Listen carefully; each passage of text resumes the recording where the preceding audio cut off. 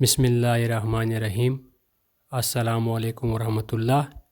ناظرین اکرامی، اب تک کی سب سے بڑی خبر جو عرب میڈیا سے آ رہی ہے، مدینہ منورہ سے یہ خبر شائع ہوئی ہے کہ اس رمضان کے پہلے ہفتے میں مسجد نبوی میں 50 لاکھ سے زائد تعداد لوگوں کی تجاوز کر گئی ہے۔ الحمدللہ اس مرتبہ مسجد نبوی میں لوگوں کی تعداد تقریباً 50 لاکھ سے تجاوز کر گئی ہے، اور اس لیے سب لوگ ماشاءاللہ رمضان مبارک میں مسجد نبوی میں زیارت کی غرض سے آتے ہیں، اور اکثر لوگوں کا یہاں پہ اعتکاف کرنے کا ارادہ ہوتا ہے، کیونکہ مسجد نبوی کا اعتکاف اور عام مسجدوں کے اعتکاف میں بہت بڑا فرق ہوتا ہے۔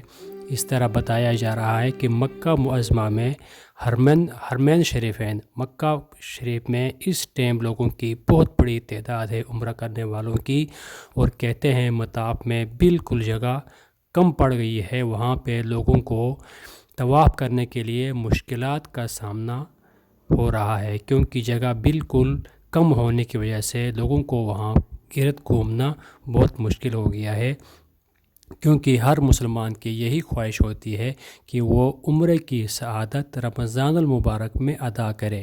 اسی وجہ سے حرمین شریفین میں اس ٹائم بہت زیادہ رش ہے۔ مدینہ منورہ مسجد نبوی میں بہت زیادہ رش بڑھ گیا ہے، اور مکے میں بھی بہت زیادہ رش بڑھ گیا ہے۔ اللہ رب العزت ان تمام لوگوں کا عمرہ اور روضہ رسول کی زیارت قبول فرمائے، اور اللہ رب العزت اس رمضان کے بابرکت مہینے کی برکت سے مجھے اور آپ کو اپنے گھر کا عمرہ اور روضہ رسول کی زیارت نصیب فرمائے۔ آمین۔ السلام علیکم ورحمۃ اللہ۔